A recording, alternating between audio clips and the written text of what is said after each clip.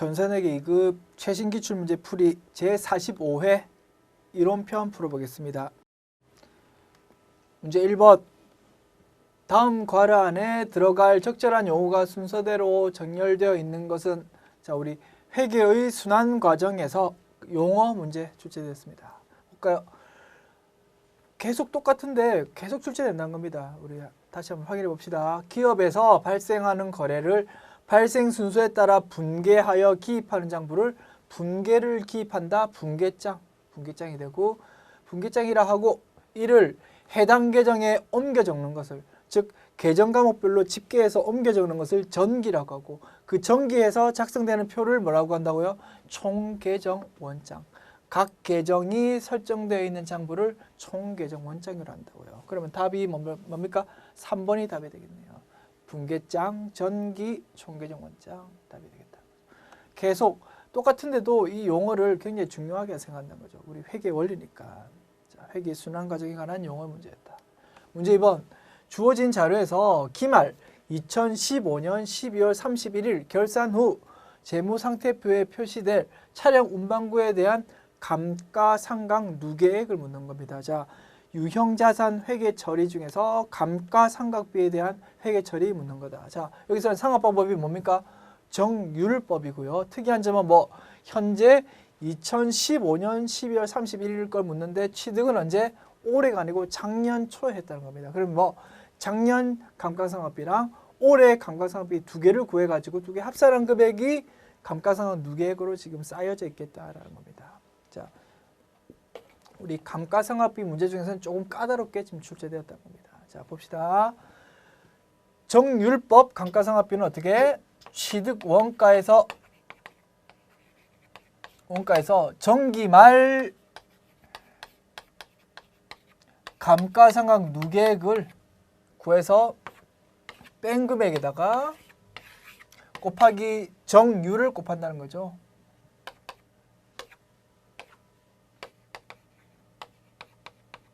자, 2014년도에는 어떻게 구했겠습니까? 취득가액 500만 원.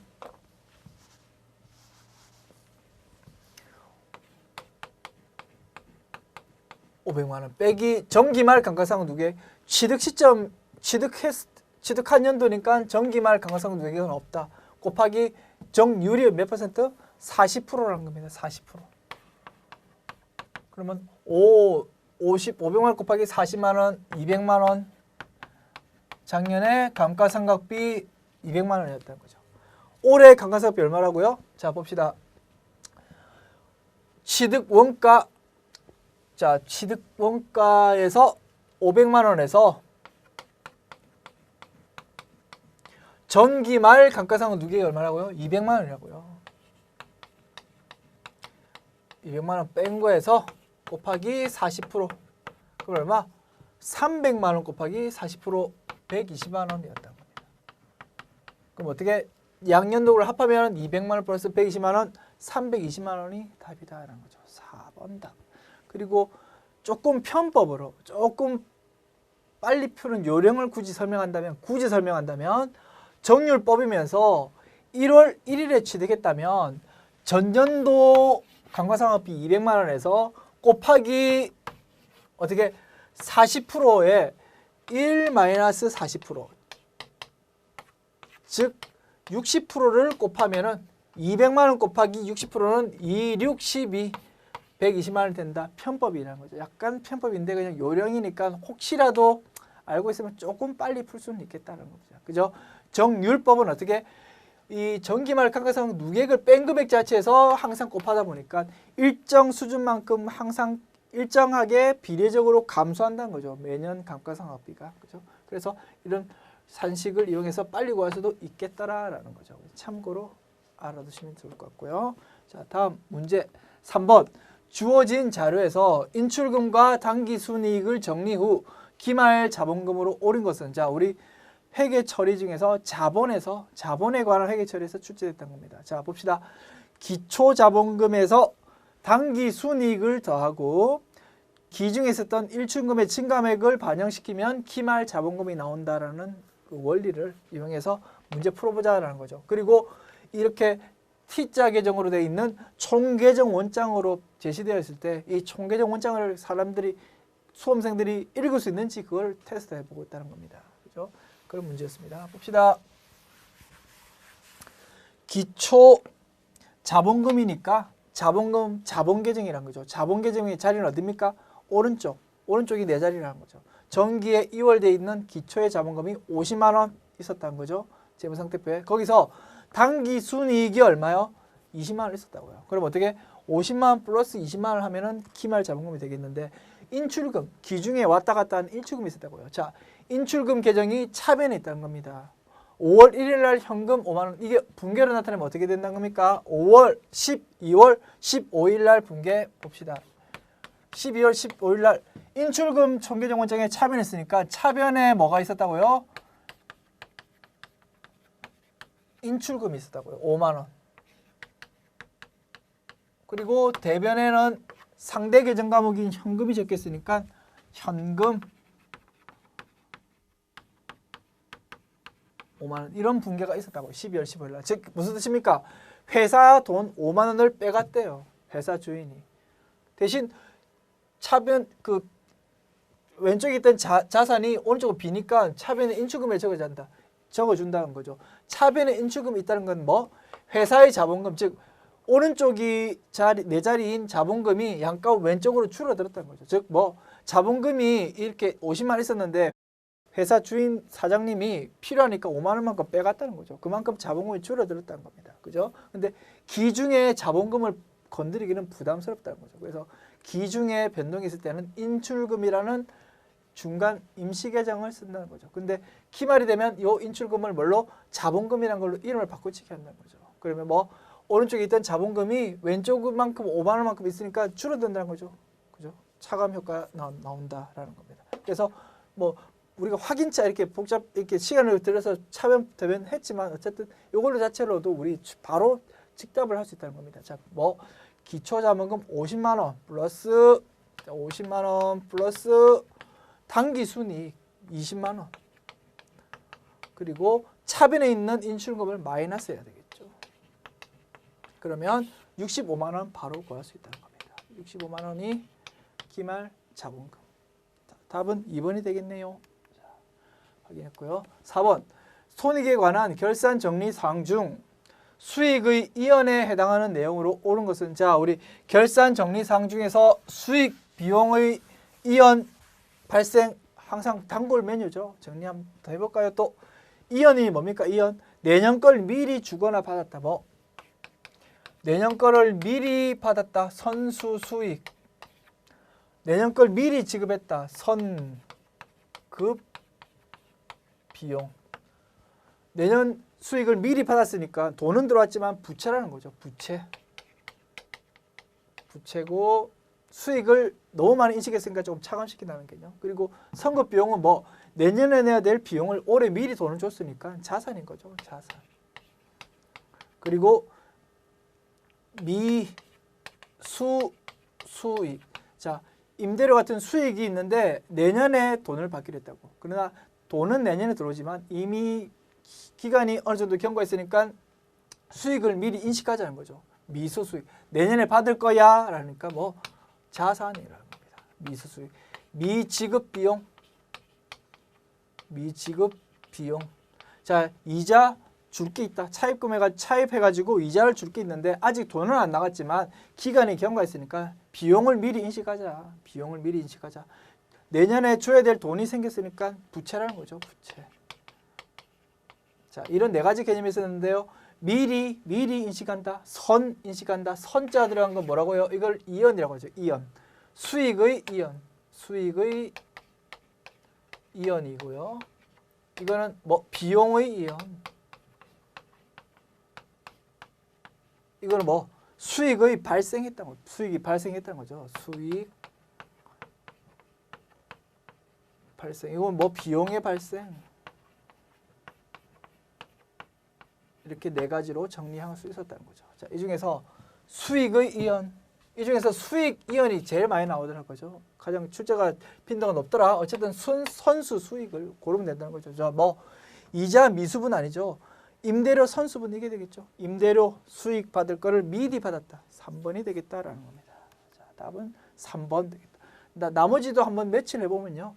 이자 미수분은 뭘까요? 이자 미수분 미수 수익 요거 뭐 이거 되겠네요. 수익이 발생이 될 거고 미지급 이자 줄 게 생겼다. 미지급 비용의 발생이 되겠다. 그죠? 보험료 미경가분 뭡니까? 보험료를 미리 줬다는 거죠. 미경가분. 보험료 미리 줬다. 100만 원 줬지만 그 중에 일부만 올해 거고 아직 미경가분이 있다는 거죠. 그 뭐 선급 비용 이연 되겠다는 거죠. 그죠? 됐습니다. 확인해 봤고요. 문제 5번.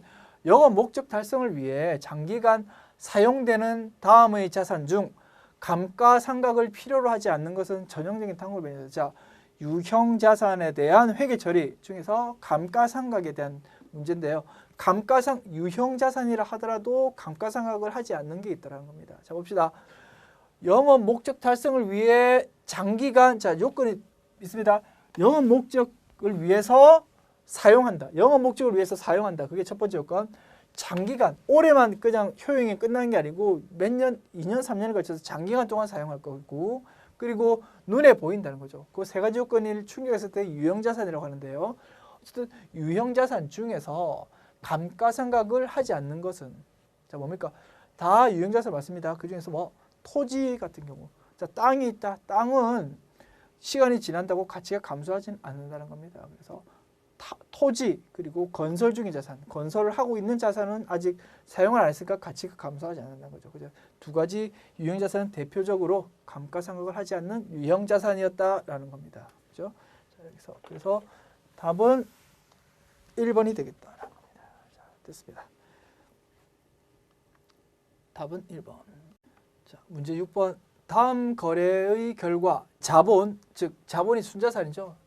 자본의 변동을 초래하는 거래가 아닌 것은 자 이걸 뭐 거래의 판례소 문제네요. 거래의 판례소의 결합관계를 알면 다 풀 수 있는 문제다라고 보면 될 것 같습니다. 자 봅시다.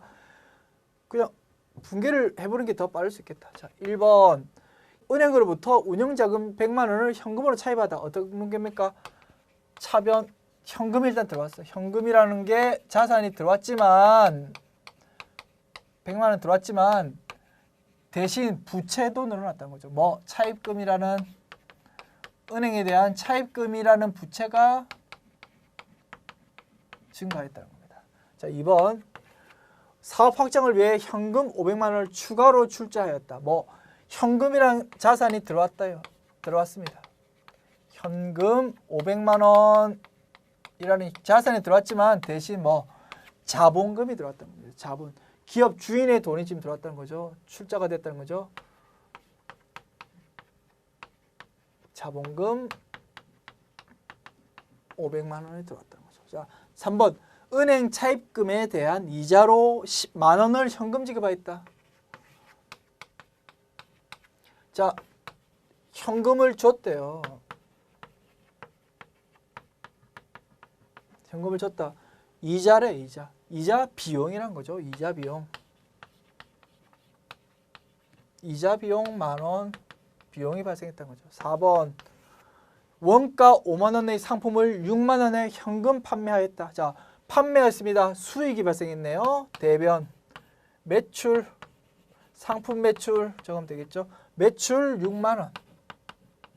그리고 현금이 들어왔대요. 자, 원가 5만 원 이거는 매출 원가에 해당하는 부분이고 매출 원가에 대해서는 12월 31일 결산 때 하니까 이 분계는 일단 기준 거래로 봐가지고 일단 매출에 대한 분계만 일단 하기로 합시다. 자 봅시다. 차변에 6만 원 매출했고 현금으로 들어왔나요? 현금. 자 이런 분계가 있다라고 봅시다. 이 중에서 순자산 변동을 초과하는 거래가 아닌 것은 자 순자산 변동이 있으려면 어떻게 수익 비용 바뀌면 순자산이 바뀌죠. 왜? 수익 비용의 결과인 당기 순이익이 뭘로 가기 때문에 자본으로 가기 때문이다. 자 그러면 현금 차입금 뭐 자산의 증가, 부채의 증가니까 순자산 변동은 하나도 없다는 겁니다. 그죠? 순자산 변동 하나도 없고 현금, 자본금 변동했다. 자본금이 현재 변동했다는 거죠. 그러면 순자산 변동이 있는 거고 이자 비용이란 비용이 있으니까 순자산 변동한 거 맞고 그리고 매출이라는 수익이 있으니까 순자산 변동한 게 맞다는 겁니다. 그럼 뭐 답은 1번이 되겠네요. 순자산 변동을 초래한 거래가 아니다. 됐죠? 그러니까 키포인트는 뭡니까? 자본이라는 게 순자산, 즉 순자산이라는 거는 수익 비용의 결과가 즉 자본으로 반영된다는 개념을 알고 있는지를 묻고 싶었다는 겁니다. 그리고 이거는 출자한 것 자체는 자본금이 변하는 거니까 자본금은 순자산이다라는 걸 개념을 알고 있느냐라는 걸 묻고 싶었다는 거죠. 그죠? 그러니까 자본은 수익 비용의 결과값이다라는 개념 중요했다는 겁니다. 됐죠? 그게 키포인트였다. 문제 7번. 재고자산은 그 평가 방법에 따라 금액이 달라질 수 있는데 평가 방법의 변경에 따른 기말 재고 자산 금액의 변동이 매출 원가와 매출 총이익에 미치는 영향으로 올바른 것은 자 상품 매출 원가와 매출 그 기말 재고 자산의 관계 전형적인 문제입니다.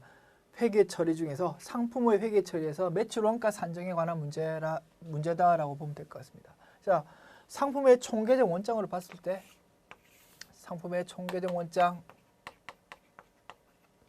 기초 재고가 있었고요. 그다음에 단기 매입이 있었다는 겁니다. 기초 재고가 있고 단기 매입이 있고 두 개를 합한 금액이 차변에 집계된다. 합한 금액이 차변에 집계되는데 이걸 뭐 판매 가능 금액, 판매 가능액이라고 부른다는 겁니다. 자 그래서 이 차변되면 차변의 합계액이 대변의 합계액과 똑같아야 되는데 이게 기말에 실제 창고에 얼마 남아 있는지를 안다면 나머지 금액이 매출 원가로 배분이 된다라는 거죠. 자, 여기서 기말 기초 재고와 단기 매입에 대해서는 집계된 금액이 어쨌든 똑같다는 겁니다. 그 평가 방법이 선입 선출법이든 후입 선출법은 그거는 상관이 없이 판매 가능 금액, 집계되는 금액 자체는 똑같은데 그거에 대해서 기말 재고 금액을 산정할 때 그 단가가 매번 살 때마다 금액이 달라지니까 그 일정한 가정을 하자는 거죠. 선입선출법 또는 후입선출법 이런 등의 가정에 따라서 이 기말 재고 금액을 구한다는 거죠. 이 금액이 클 수도 있고 평가 방법에 따라서 작을 수도 있다는 거죠. 그에 따라서 그 반대죠. 기말 재고 금액이 크다면 매출 원가가 어떻습니까? 이 금액이 일정한 상태에서 이 금액이 커버리면 이 금액이 작아진다는 거죠. 이 금액이 만일 작아진다면 이게 커진다는 거죠. 이 관계를 이용해서 답해보자라는 거죠. 자, 그래서 기말 재고 자산 금액이 증가하면, 기말 재고 자산 금액이 올라가면, 자 여기 새로 그릴까요? 올라가면, 기말 재고가 올라가면 요게 매출 원가가 낮아지고, 매출 원가가 작아진다는 말은 비용이 작아지니까 단기 순이익이 올라간다는 거죠. 그렇죠? 그러면 관계가 이렇게 일일이 보아서 확인도 할 수 있는데 이제 한 가지 중심을 잡고 외우는 분이 많은데 뭐 외운다고 표현해야 되나요? 어쨌든 이 관계를 보면 관계가 딱 정리되어 본다는 겁니다. 자, 기말 상품 재고가 올라가면 단기 순이익이 올라간다라고 관계 정리할 수도 있겠죠. 그죠? 기말 재고가 올라가면 매출 원가가 낮아지고 그에 따라서 단기 순이익이 올라간다. 단기 순이익이 올라가면 단기 순이익의 결과는 자본 금액으로 합산되니까 자본 금액이 올라간다라고 정리도 할 수 있겠네요. 그죠? 그래서 여러 가지 뭐 외울 수도 있겠지만 주로 이렇게 외우는 게 제일 편하죠. 기말 재고가 올라가면 단기 순이익이 올라간다라고 하나 중심을 잡고 외워놓으면 조금 일일이 이렇게 관계를 그리지 않아도 쉽게 맞출 수 있겠다는 겁니다. 봅시다. 기말 재고 자산 금액이 증가하면 매출 원가가 증가하나요? 그건 아니겠죠. 그죠? 이거는 틀렸다. 기말 재고 금액이 증가하면 매출 총이익이 증가한다. 단기 순이익이 증가하듯이 매출 총이익도 마찬가지로 증가하겠죠. 매출 원가가 작아지니까. 그래서 2번은 맞는 거겠죠. 3번. 기말 재고 금액이 거꾸로 감소한다. 감소한다면 매출 총이익도 감소하겠죠. 단기 순이익이 감소하니까. 그죠? 기말 재고 금액이 감소한다면 매출 원가는 증가하겠죠. 그죠? 그래서 이렇게 막 말 자체로 보면 막 헷갈리지만 중심을 하나만 잡고 보면 쉽게 맞출 수 있다는 겁니다. 그죠? 그래서 답은 2번이 되겠네요. 자, 답은 2번 일단 확인했고요. 중심은 뭘로 잡아라고 그냥 뭐 여러 가지 방법이 있겠지만 저는 기말 상품 재고하고 단기 순이익하고 같은 방향이다라고 외우는 게 좀 편하지 않겠냐 하는 게 제 생각이었습니다. 자, 이렇게 확인했고요. 이제 답은 확인했고 우리 시산표를 한번 잠깐 생각해 보고 싶어서요. 저는 시산표를 한번 생각해 보고 싶었다는 거죠. 봅시다. 우리가 상품을 차변에 집계된 판매가 하는 상품이 즉 뭡니까? 기초에 있던 거랑 단기에 매입한 게 모두 다 차변에 있는 상품이라는 개념 금액으로 지금 다 회계 처리가 됐는데 그걸 실제로 12월 31일 되면 그중에서 실제로 남아있는 것만 상품으로 남겨놓고 나머지에 대해서는 매출 원가라는 비용으로 지금 인식한다라는 개념이 요 결산 정리 분계인데요. 이걸 시산표로 사용해가지고 시산표를 사용해서 한번 그 의미를 한번 생각해 보자는 거죠. 봅시다. 처음에 우리 회계 원리를 공부할 때는 사실은 시산표 자체의 그림으로 머릿속에 그려보기는 어렵죠, 사실은. 근데 이제 차변 처음에 회계 공부할 때는 거래 판료소의 결합관계에 기초해가지고 거래에 대해서 차변, 대변 기록하는 연습을 사실 하는 게 원칙이죠. 근데 이제 조금 차변, 대변 분계 기록하는 게 좀 익숙해진다면 전체적인 거시적인 그림에서 관점에서 어떻게 이게 재무제표상 이 구성이 되는 건지 한번 생각해 보면 더 재미있더라는 겁니다. 그래서 한번 제가 한번 같이 생각해 보자고 한번 그려보려고요. 시산표를. 자, 봅시다. 시산표는 자산, 부채, 자본, 수익, 비용 계정을 하나의 표로 집계해 보자는 거죠. 근데 우리 대차 평균의 원리에 따라서 차변합계, 대변합계는 일치해야 된다는 겁니다. 봅시다. 자산의 자리가 왼쪽이죠. 자산, 비용, 그리고 오른쪽은 부채, 자본. 여기서 말하는 자본은 기말 자본이 아니고 정기말 자본에서 단기 중 증가액만 반영한 거. 즉 단기 순이익 결과를 반영하기 전에 자본입니다. 그죠? 그래서 여기 오른쪽이 또 수익이죠.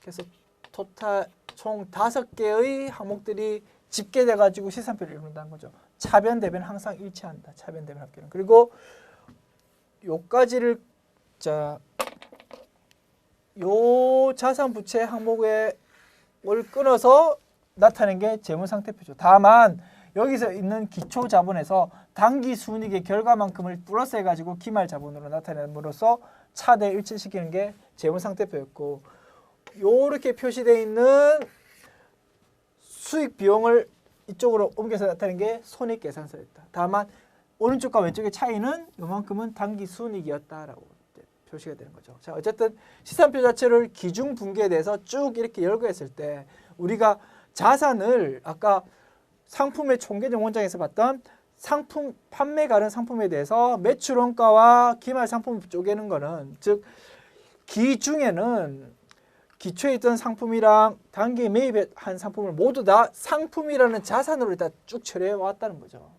쭉 처리해 왔는데 그 중에서 창고에 남아 있는 거 빼고는 일부는 모두 그 창고에 남아 있는 거 빼고는 전부 매출 원가로 봐가지고 자산으로 기록되어 있는 걸 비용으로 이렇게 바꾸는 절차. 그게 아까 우리 결산 분계였다고 보면 된다는 겁니다. 근데 요 기말에 남아 있다고 보는 기말 재고가 그 평가 방법에 따라서 올랐다가 내렸다 달라진다는 거죠. 그죠? 그래서 그 평가 방법에 따라서 이 왼쪽에 있는 자산이 올라가 버리면 요 나머지 금액이었던 밑으로 내려가는 비용 금액이 줄어든다는 거죠. 그죠? 그래서 사실은 우리 평가 방법에 따라서 지금 현재 시상표가 이 상태인데 이 시상표가 현재 이 상태에 있는데 만약 평가 방법에 따라서 기말 재고 금액이 달라진다면 어떻게 된다고요? 생긴 게 이게 아니고 이렇게 자산이 이만큼이 아니고 이만큼일 수도 있다는 거죠. 자산이 이만큼일 수 있다는 거죠. 그래서 비용은 어떻게 이만큼 늘어난 요만큼일 수 있다는 거죠. 그럼 어떻게 요 부분만큼 차이가 생기는 거죠. 그죠? 이 부분만큼. 수익과 비용의 차이 금액이 단기 순이익인데 요 금액만큼 차이가 생기는 만큼 단기 순이익까지 영향이 미치다는 거죠. 그리고 이 부분이 영향이 미친다면 손익계산 재무 상태표로 따져봤을 때는 자, 요 금액이 그대로 온다는 거죠. 자산, 부채, 자본, 기초 자본에서 단기 순이익을 더한 게 자본이었다는 거죠. 항상 대차 평균에 의해서 이 금액이 똑같아야 된다는 거죠. 그래서 이 금액이 바뀌면 자본도 당연히 바뀐다는 거죠. 그죠? 그 이유는 뭐다? 이 자산의 금액, 자산 금액이 뭘로 비용을 영향을 미쳐서 비용에 영향을 미치면 수익 비용의 차이인 단기 순이익까지 영향을 미치고 단기 순이익의 영향은 자본으로 오니까 결국 자산이 늘어나면 자 생각해 보세요. 처음에 이렇게 자산, 부채, 자본이 있다가 요만큼 자산이 늘었다라고 보면 반대로 오른쪽에 있는 자본도 늘어야 되는 거 아니겠습니까? 그죠? 그러니까 아까 우리 외웠죠. 자산에 해당하는 기말 상품 재고 금액이 늘면은 아까 뭐 이 영향을 미치는 단기 순이익이 는다는 거죠. 늘면 기말 상품 재고액이 늘면 당연히 오른쪽에 있는 자본도 증가하는 영향이 생긴다는 겁니다. 그죠? 그래서 기말 상품 재고액이 증가하면 단기 순이익, 이 표시된 장기 순이익도 늘어나고 자본 금액도 늘어난다. 대신 이 세산표는 왼쪽에 있는 표는 일정한 금액에서 나눠먹기식이니까 자산이 늘어나 버리면 매출 원가 이거는 줄어드는 영향이 생겨버린다라고 이렇게 정리할 수도 있겠다는 겁니다. 자, 전체 그림으로 한번 설명드려 봤습니다. 그죠? 자, 다음 문제 8번. 기업회의 기준에 따른 매출 애누리와 매출 할인에 대한 올바른 처리 방법으로 볼 수 있는 것은 자, 봅시다. 매출 애누리와 매출 할인 문제 나왔네요. 자, 뭐 우리 수익 비용 배울 때 매출 할인에 대한 회계 처리, 매출 애누리에 대한 회계 처리 또 나왔다는 겁니다. 단골 메뉴죠. 어떻게 합니까? 매출 애누리, 매출 할인, 매출 환입 요 세 가지 항목은 전부 뭐 매출에서 차감하자는 겁니다. 그죠? 100만 원치 물건을 매출했다라 하더라도 매출 애누리, 매출 할인 이런 것들이 있으면 뭐 5만 원, 10만 원 깎아준다는 겁니다. 그럼 뭐 우리의 매출은 100만 원이 아니고 95만 원, 90만 원 이렇게 내려간다는 거죠. 매출에서 차감한다. 자, 그러면 뭐 올바른 회계 처리는 뭡니까? 모두 매출액에서 차감한다. 2번이 정답이 되겠다라는 겁니다. 그죠? 자, 9번. 문제 9번. 자산의 분류 중 다음 설명에 해당하는 자산 계정으로 옳은 것은 자, 여러 가지 자산 중에서 계정 과목의 정의에 대해서 종종 나오는 게 뭡니까? 유형자산입니다. 여기서 유형자산이 출제됐다는 겁니다. 봅시다. 구체적인 형태가 있는 자산으로 일단 첫 번째 요건 뭡니까? 자, 흰색으로 할까요? 구체적인 형태가 있다. 눈에 보이는 형태다. 두 번째 판매 목적이 아닌 영업 활동에 어떻게 사용하기 위하여 사용한다는 게 두 번째. 구체적인 형태 이게 첫 번째, 사용한다 두 번째. 그다음에 장기간 올해 그 효익이 끝나버리는 게 아니고 단순 비용이 아니고 2년, 3년 그 효익이 계속 지속된다는 거죠. 그래서 뭐 장기간 이게 세 번째 요건. 이 세 가지 요건이 충족하는 자산은 뭡니까? 유형자산이라는 겁니다. 유형자산. 유형자산에 속하는 거예요. 밑에 있는 것 중에서.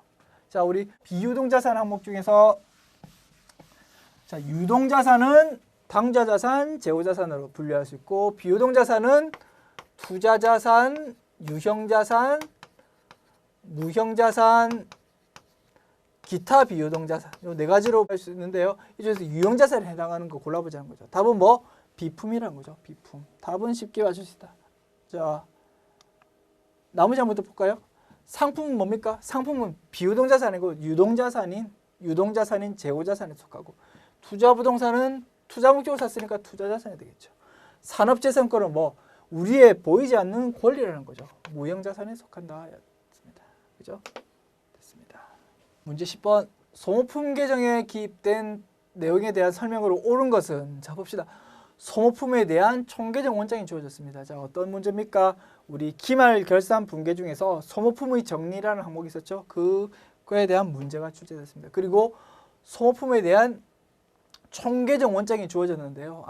학생들이 수험생이 총계정 원장에 대해서 이해하고 있는가, 읽을 수 있는가 그것도 테스트하고 싶었던 겁니다. 봅시다. 소모품 뭡니까? 자산입니다. 자, 우리가 필요한 뭐 소모품을 샀을 때 돈을 쓴단 말이다. 돈을 주고 소모품을 샀을 때 소모품이라는 자산으로 처리할 수도 있고 소모품비라는 비용으로 처리할 수도 있는데 여기서는 어떻게 이렇게 기입된 내용대로 지금 회계 처리가 됐다는 겁니다. 어떻게 됐는지 우리가 추정을 해볼 수 있다는 거죠. 어떻게 됐다고요? 12월 1일 날 차변 소모. 우리 회사는 소모품을 샀을 때 소모품이라는 자산으로 회계 처리하나 봐요. 어떻게 20만 원 주고 소모품을 샀어요. 전부 자산 처리한 거예요. 당좌 자산 처리했다.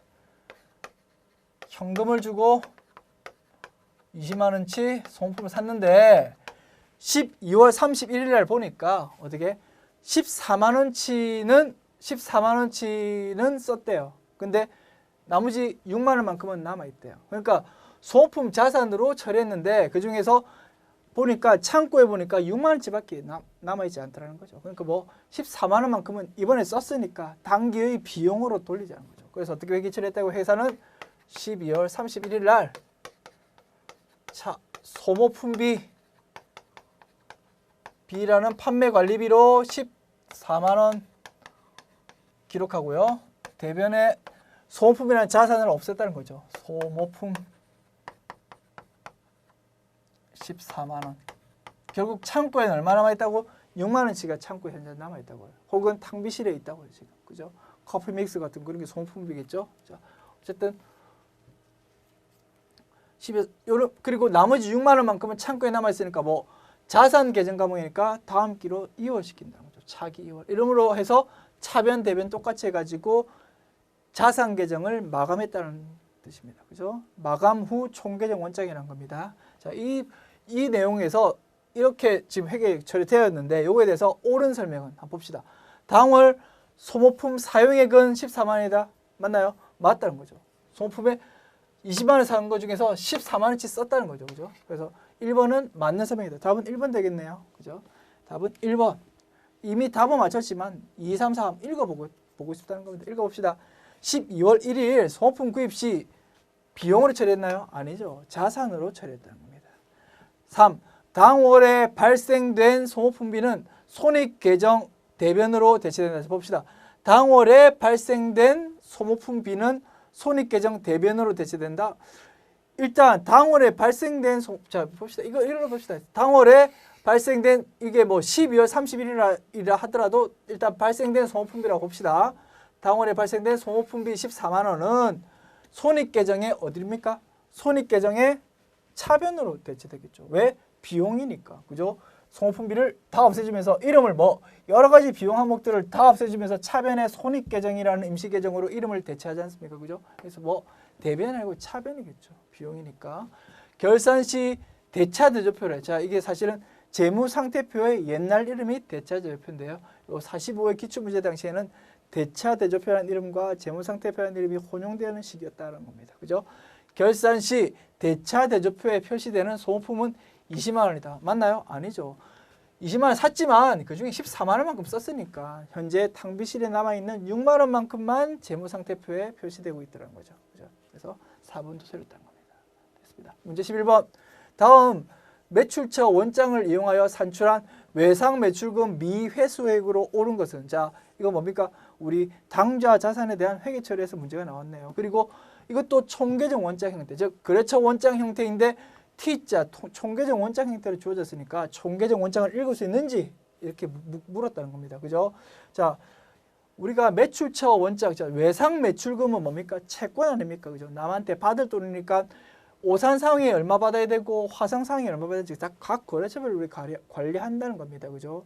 근데 이 오산상에 화성상에 합하면 뭐 총 외상 매출금이 되겠죠. 그죠? 재무상태표에 기록되는. 자, 어쨌든 매출처 원장이라도 하나도 달라질 건 없고요. 다만 외상 매출금에 대해서 각 거래처별로 이렇게 쪼개놨다는 것만 달라진다는 겁니다. 그죠? 그래서 외상 매출금 미회수액이 어떻게 됩니까? 자, 외상 매출금이 자산이니까 자리는 왼쪽이라는 거죠. 전월에 기초에 10만 원 있었는데 이번에 외상으로 매출한 게 70만 원 있었대요. 그래서 왼쪽이 80만 원인데 그 중에서 80만 원 있는 것 중에서 현금으로 40만 원씩 매입을 회수된 거죠. 그죠? 분계를 굳이 9월 20일 거 분계를 한번 그려보자면 어떻게 8월 15일이랑 9월 20일 분계를 예를 들어 한번 그려보자면 아시겠지만 봅시다. 한 번만 더 봅시다. 8월 15일 차변 어떻게 분계됐다고요? 오산상에 대한 외상 매출금이 일단 기록됐다고요. 외상 매출금. 오산상에 뭐 이렇게 했겠죠. 오산상에 해가지고 얼마요? 70만 원 이렇게 기록됐겠죠. 그리고 대변에는 뭐가 왔겠습니까? 대변에는 매출 왔겠죠. 매출 70만 원 왔겠죠. 그리고 9월 20일에는 뭐가 왔습니까? 9월 20일에는 차변으로 기록돼 있던 외상매 지금이 오른쪽으로 지금 기록됐다고. 오른쪽으로 40만 원. 자, 오른쪽으로 대변 없어졌대요. 외상 매출금 40만 원 이렇게 기록되다는 거 아니겠습니까? 대신 이 적자리는 뭐 있다고? 이 상대편 계정 과목 적어주는 거니까 현금이라는 계정 과목으로 현금으로 받았다는 거죠. 외상 매출금을. 이런 분계를 뜻한다는 겁니다. 자, 어쨌든 이렇게 됐으면 남아있는 게 얼마입니까? 80만 원 빼기 40만 원이니까 남아있는 게 40만 원. 차기 2월 40만 원 해가지고 마감해버리겠죠.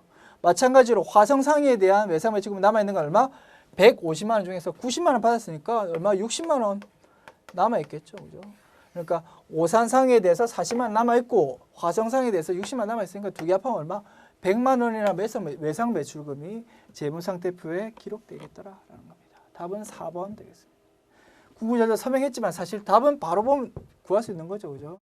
12번 수원산업은 신축 중인 건물이 완성되어 공사대금 잔액을 현금으로 지급하였을 경우 수원산업의 재무상태에 미치는 최종적인 결과로 옳은 것은, 자 봅시다.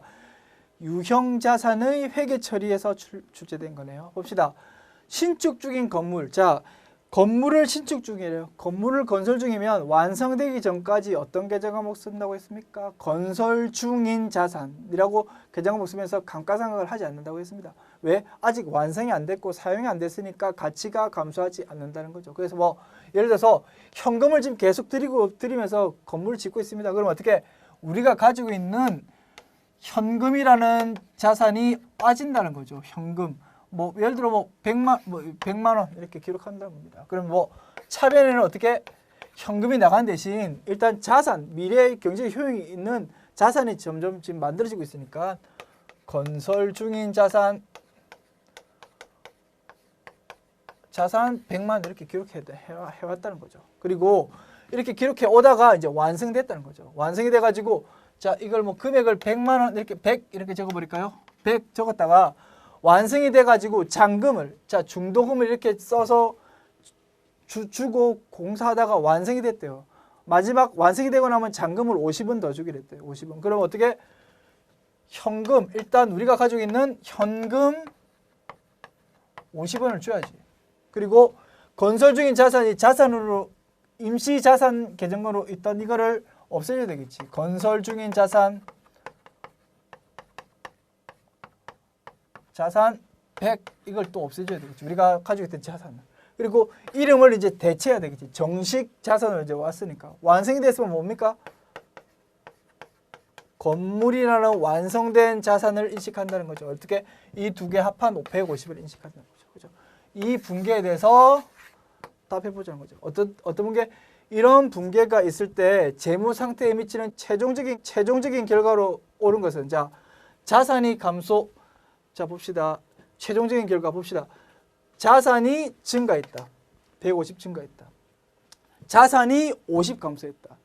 자산이 100 감소했다. 즉 자산이 150 감소했다가 자산이 150 증가했으니까 즉 뭐 현금 건설 중인 자산이라고 이 왼쪽에 기록되어 있던 자산들이 없어지면서 대신 이름만 바뀌었을 뿐 자산 자체 금액은 불변이라는 거죠. 그죠?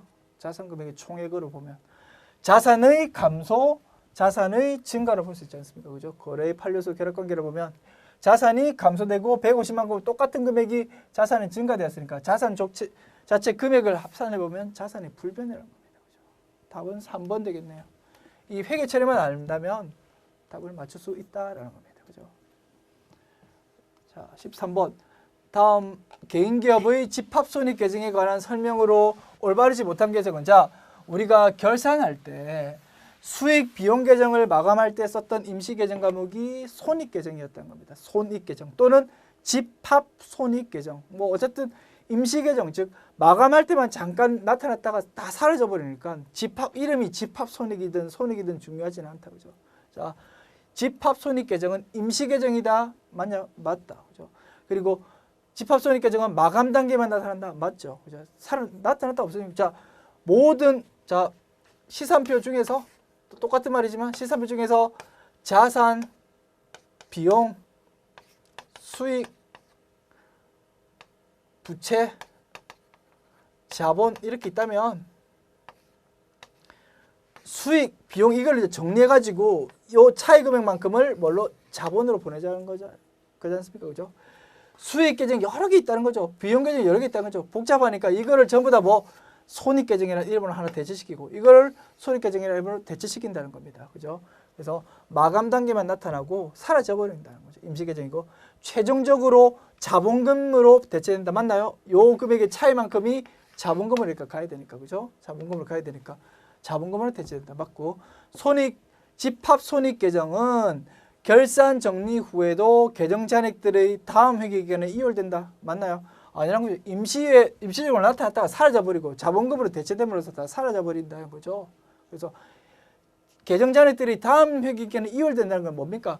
자산, 부채, 자본 계정 이 계정들이 금액이 그대로 넘어간다는 거죠. 그죠? 그래서 손익 계정 그리고 수익 비용 계정들은 다음 회계 기간으로 이월되지는 않는다는 겁니다. 됐습니다. 그래서 답은 4번. 당연히 4번 되겠다는 거죠. 14번. 다음 대화를 통해 상품 순매입액을 구하면 얼마인가?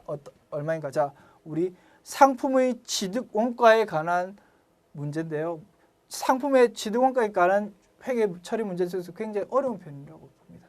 어려우면서 제일 우리가 배운 거 다 등장한 중요한 문제다라고 볼 수도 있을 것 같습니다. 봅시다.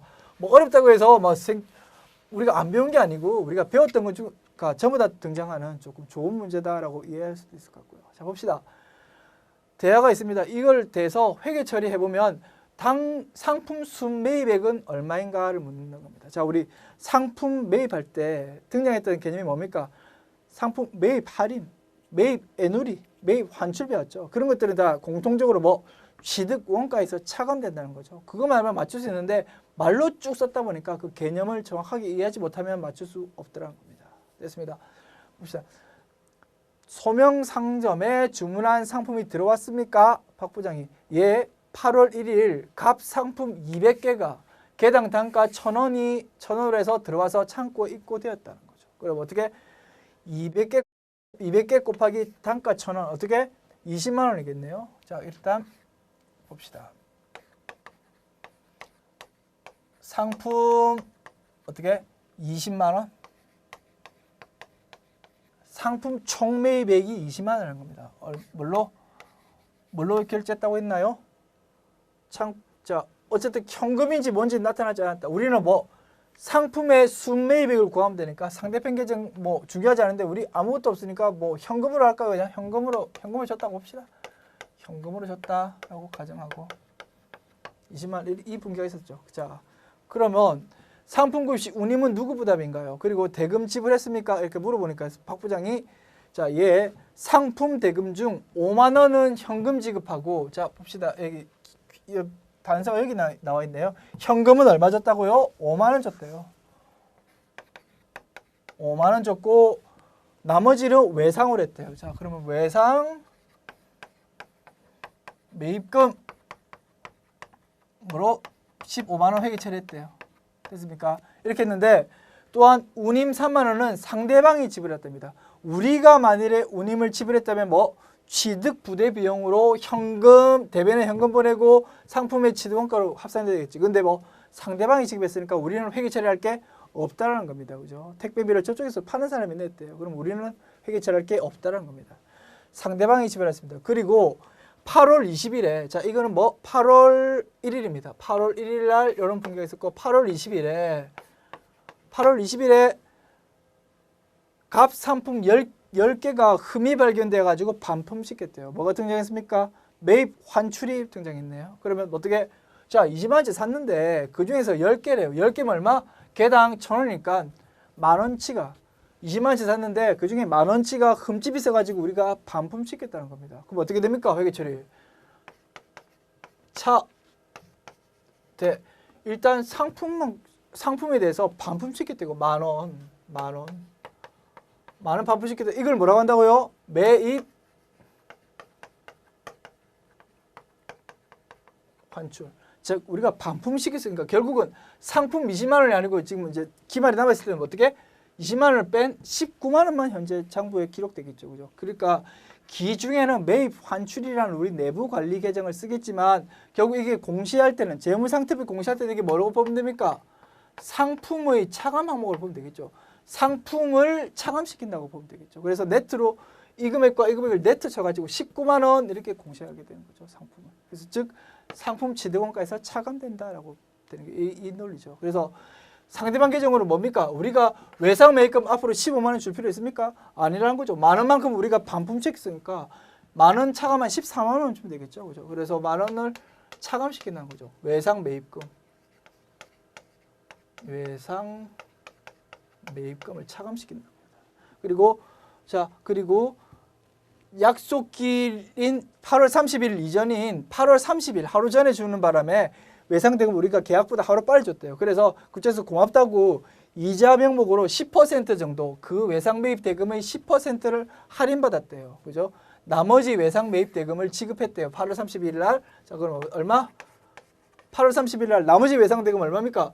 15만 원 중에서 10만 원만큼은 반품시키니까 지금 14만 원 남았잖아요. 14만 원. 그죠? 그래서 차변 외상 매입금 14만 원을 지금 다 없애줘야 돼.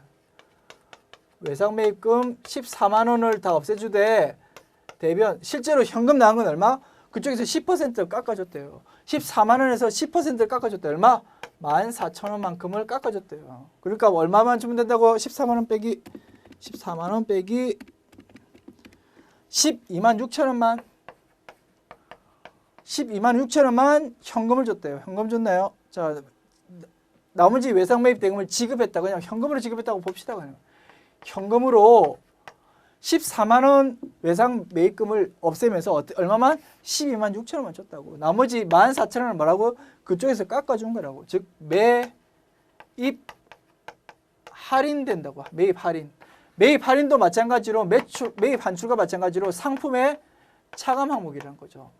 됐죠? 그래서 결국 총 20만 원이라고 총 매입을 했지만 그중에서 매입 환출 반품시킨 거 있고 대금 빨리 주면서 조금 할인받은 게 14,000원 있으니까 이걸 뺀 20만 원 빼기 만 원 빼기 14,000원이 금액이 얼마입니까? 20만 원 빼기 만 원 빼기 14,000원은 17만 6천 원. 이 금액만큼이 순매입액이었다라는 거죠.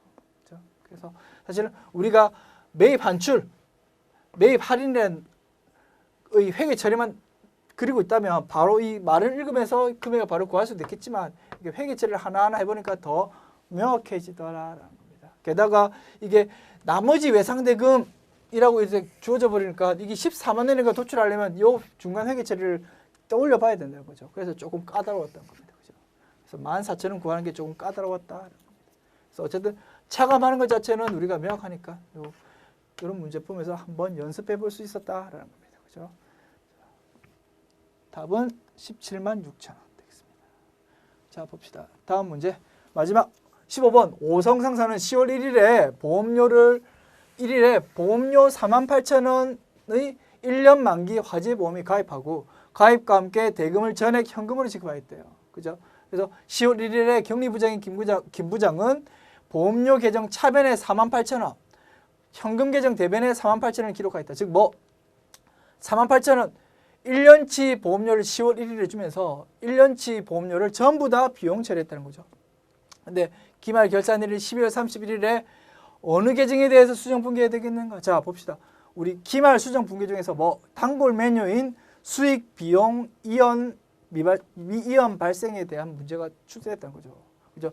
10월 1일에 전액 다 48,000원, 한 달에 얼마씩입니까? 한 달에 4,000원씩이네요.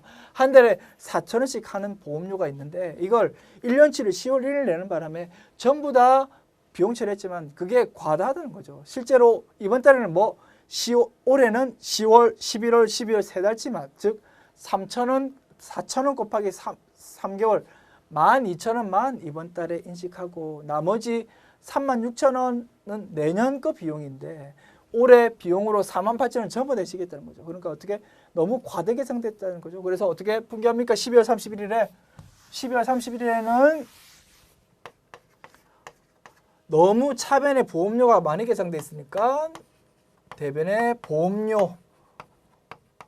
보험료라는 비용을 대변으로 옮기면서 너 너무 많이 계산했지 않느냐 이러면서 36,000원 이렇게 기록한다는 거죠. 그리고 이쪽에는 내년 걸 미리 줬으니까 자산이죠. 우리 입장에서 선급 비용이라는 자산을 인식한다는 겁니다. 46,000원. 그죠? 이렇게 인식한다. 어떤 뭐에 대한 분계를 잘못했다고? 보험료 기중에 10월 1일 날 했던 보험료 차변의 보험료 대변의 현금 이렇게 중에서 보험료액이 너무 과대 계산됐다고 요거에 대한 수정 분계를 하는 게 12월 31일에 기말 수정 분계였다는 겁니다. 그죠? 그래서 어떤 분계? 보험료에 대한 4번 보험료에 대한 수정 분계를 하는 것이다라는 거죠. 나머지는 등장하는 게 없습니다. 선급 비용, 선급 보험료라는 게 있으면 혹시 헷갈릴 수도 있겠습니다. 그러나 뭐 선급 비용도 없고 미지급 보험료 이런 게 등장했으니까 그죠?